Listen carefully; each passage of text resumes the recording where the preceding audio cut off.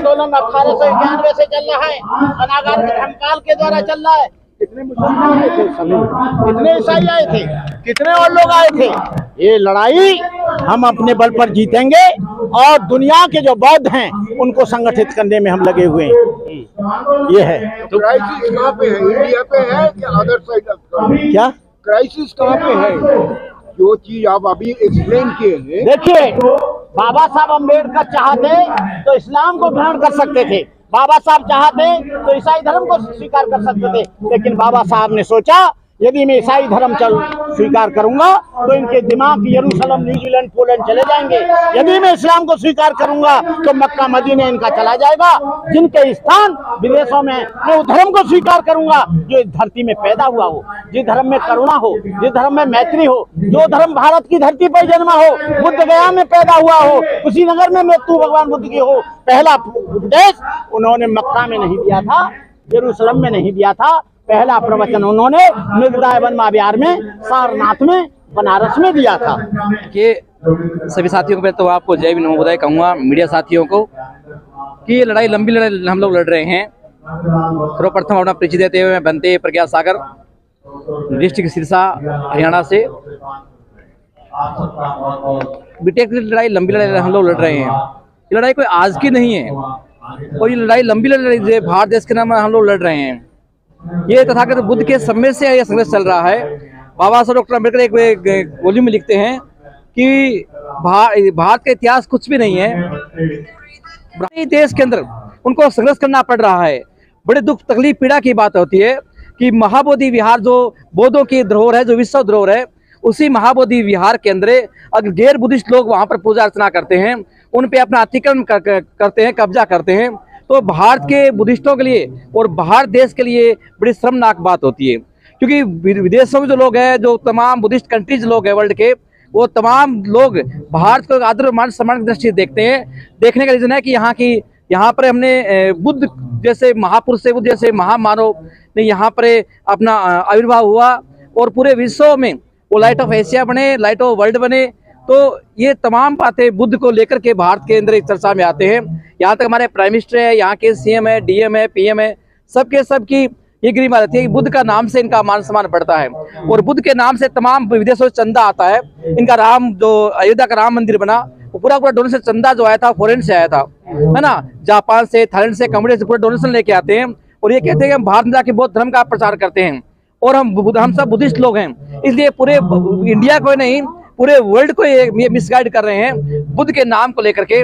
और ये लंबे समय नहीं चलने वाला इनका ये ढोंग आडंबर है। बहुत जल्द 2050 तक भारत की जो SC/ST की जो कास्टें हैं, जिन्हें हमें शूद्र वर्ग कहते हैं, बहुत ही जल्दी ही वो बौद्ध धर्म ग्रहण करने वाली है, इसमें कोई जाहिर नहीं है। और 2050 तक SC/ST जो तमाम जो शूद्र कास्टें हैं, जिसमें OBC भी आ जाते हैं, और 2050 के बाद OBC तमाम। बोध गया में तो शिवलिंग की पूजा हो रही है, जय श्री राम के नारे लग रहे हैं, आपकी आंखों के सामने हो रहा सब। देखिए सर, जिनकी सत्ता होती है वो लोग करते हैं और हमने प्रयास भी किया। हमने उनका तमाम जो काला चिट्ठा था लोगों के सामने एक्सपोज भी किया, परंतु इस समय शासन प्रशासन उनके दोनों उनके हाथ में है। और भारत के शासन गद्दी पर इसलिए ऐसा व्यक्ति बैठा हुआ है जो प्राचीन काल में, जिसको हमने पुष्पशुंग नाम देते हैं हम लोग, ऐसे व्यक्ति जहाँ बौद्धों के, बौद्ध भिक्षुओं की जहाँ को कदर नहीं होती है, सरेआम बौद्ध भिक्षुओं की पे लाठीचार्ज होता है, सरेआम बौद्ध भिक्षुओं को जेल में डाल दिया जाता है। तो ऐसे प्रशासन से, ऐसी सरकार से हम क्या बौद्ध लोगों को न्याय मिल पाएगा?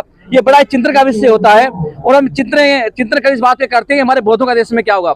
अब ये बात करते हैं कि हिंदू राष्ट्र बनाएंगे। हिंदू राष्ट्र कैसे बनाएंगे? यहाँ पर मुस्लिम लोग भी रहते हैं, यहाँ पर सिख भी लोग रहते हैं, यहाँ पर जैन लोग भी रहते हैं और यहाँ पर ईसाई क्रिश्चियन लोग भी रहते हैं और यहाँ पर बौद्ध लोग भी रहते हैं। ये देश किसी के बाप का नहीं है। एक लंबा समय आपने बौद्ध गया मुक्ति आंदोलन को दिया, क्या लगता है एक जगह से उखड़ा दूसरी जगह से उखड़ा तीसरी जगह, फिर मोनेस्ट्री से भी उखड़ के दूसरी मोनेस्ट्री में, अब कई जगह दी गई थी वहां भी जगह नहीं मिल रही है। क्या सरकार से, बौद्ध गया प्रशासन से साठगांठ है या वाकई में लामा डर गया है? नहीं, डरने की कोई बात नहीं है। हम लोग क्रांतिकारी लोग हैं, सब लोग हैं। मैं आपकी बात नहीं कर रहा, मैं लामा की बात कर रहा हूँ। देखिए, आकाश लामा किसके दबाव में एक तारीख को कहते हैं, 10 तारीख को कि हम ये धरना स्थगित कर रहे हैं और अगले ही दिन वो कहते हैं कि मेरी लाश जाएगी यहाँ से। देखिए, उसमें आप लोग भी साथ में थे, मैं भी साथ में था। 9 तारीख की शाम की बात है ये, उसमें आप भी पुलिस स्टेशन की बात है जहाँ उन्होंने कहा कि धरना हम स्थगित करेंगे, है ना, परंतु भिक्षु संघ इस बात से सहमत नहीं हुआ था। ये उनका व्यक्तिगत विचार था कि हम धरना स्थगित करेंगे, परंतु पूरा भिक्षु संघ था, आप उस लोग सब में साथ में थे हम लोगों के। और आपको पता है ऐसा क्या हुआ कि उनकी लाश भी जाएगी, मैं हटूंगा नहीं यहाँ से, और अब चुपचाप 15 तारीख को उन्होंने वहीं बैठ के प्रशासन के साथ में बैठ के तंबू खड़वाया। देखिए उनके दिमाग में देर से आया ना, क्योंकि अकेला एक आदमी से ये आंदोलन नहीं है, ये पूरे भारत के लोगों का आंदोलन है, ये पूरा भिक्षु संघ का आंदोलन है।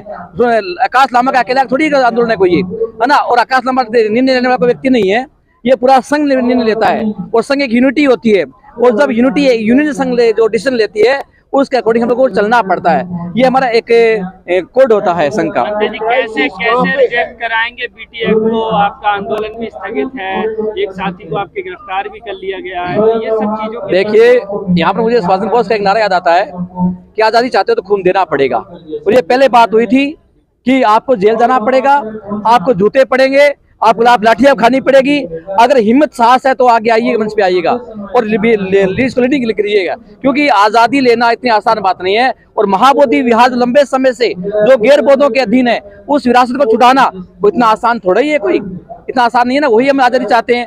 हम क्या चाहते हैं? आजादी। कैसी आजादी? हमारे तमाम जो सम्राट अशोक ने जो बुद्ध विहार बनाए थे, सम्राट बुद्ध विहारों पर आज गैर धर्म के लोगों को उनका अतिक्रमण कर रखा है, कब्जा कर रखा है। 84,000 भारत में स्तूप है, 39,000 स्तूपों को इन लोगों ने क्या अपने मंदिरों में कन्वर्ट कर दिया है। और ये तलाश कर रहे हैं कि मस्जिद के नीचे अपना मंदिर तलाश कर रहे हैं। और जिस दिन क्या होगा, जिस दिन इनके मंदिरों के नीचे बुद्ध विहार तलाशा जाएगा, बुद्ध विहारों को खोजा जाएगा, तो तमाम इनके जो ऐतिहासिक अपना मंदिर बता रहे हैं, तमाम ऐतिहासिक मंदिरों के नीचे तमाम तथागत बुद्ध के अवशेष है, बुद्ध विहार है। सरकार बनानी पड़ेगी अपनी। बिल्कुल सर, हम प्रयास में ना। उस वक्त तो है ही नहीं कोई भी बहुजन समाज। देखिए माननीय कांसी राम साहब ने प्रयास किया था उस समय मुझे से। बताइए, महाबोधि मुक्ति आंदोलन का जो क्राइसिस है वो कब तक निपटेगा? देखिए, कोई आशा है, hope, any hope? Yes sir, we have hope sir, we have great hope, और we will do so, we will get one day और महाबोधि विहार डेफिनेटली सर। ऊपर आप लोगों का सारे लोग एक जगह पे है नहीं है? बिल्कुल सब एक साथ है सर, हम सब एक साथ हैं। भले ही अब दिखने में 2 दिन लग रहे हैं, 2 पार्ट लग रहे हैं, पर उस तमाम महाबोधि विहार को लेकर के हमारे सब यूनियन एक है। भारत के सारे बुद्धिस्ट लोग हैं और बौद्ध सब लोग एक लोग हम लड़ाई लड़ रहे हैं। आज के जंतर मंत्र पे हम लोग इकट्ठे हो रहे हैं, और कुछ लोग हमारे अलग स्टेट में काम कर रहे हैं, लोगों को जगा, लोगों को चेता रहे हैं, क्योंकि जब तक संगठन में शक्ति होती है, संगठन बढ़ेगा तो महाबोधि विहार को हमें मिलेगा सर, ये सत्य है। लोग बोधगया में आंदोलन कर रहे हैं, कुछ ग्वालियर में कर रहे हैं, कुछ जंतर मंतर में कर रहे हैं, क्या आप लोगों को मिल पाएगी मंजिल तक पहुंच पाएंगे आप लोग? ग्वालियर में बाबा साहब की मूर्ति नहीं लगी है, लेकिन देखिए वो तो चाहते हैं कि तमाम बुद्ध को मानने वाले और बाबा साहब अम्बेडकर को मानने वाले लोग इस देश में न रहें, पर ये तो उनके कोई बाप का राज थोड़ी है कोई, है ना, कि वो कहेंगे मूर्ति नहीं लगेगी। ये तो कोर्ट का आदेश है ना। और महाबोधि महाविहार और जैसे बुद्धिस्ट लोग भारत के हैं, ये भारत के संविधान के अनुसार ये भारत के नागरिक हैं, और भारत के सिटीजन होने के कारण इनको बाहर से भारत को कर नहीं सकता, क्योंकि भारत है वो धर्मनिरपेक्ष देश है। भारत धर्मनिरपेक्ष देश है, इसलिए भारत के तमाम रहने वाला व्यक्ति जिसको नागरिकता मिल गई है वो भारत का नागरिक है। और इसलिए तो ये चाहते हैं ना कि ये भारत हिंदू राष्ट्र घोषित हो जाए। हिंदू राष्ट्र घोषित होने का मतलब क्या है कि यहाँ तमाम जो इनके खिलाफ में जो आंदोलन करेंगे उन तमाम लोगों को ये आतंकवादी घोषित कर देंगे या देशद्रोह घोषित कर देंगे, उनको अंदर डाल देंगे। ये हिंदू राष्ट्र से दिक्कत क्या आपको? हमें प्रॉब्लम है साहब ना, कैसे? तो इनको बुद्धिस्ट राष्ट्र से क्या दिक्कत आ रही है?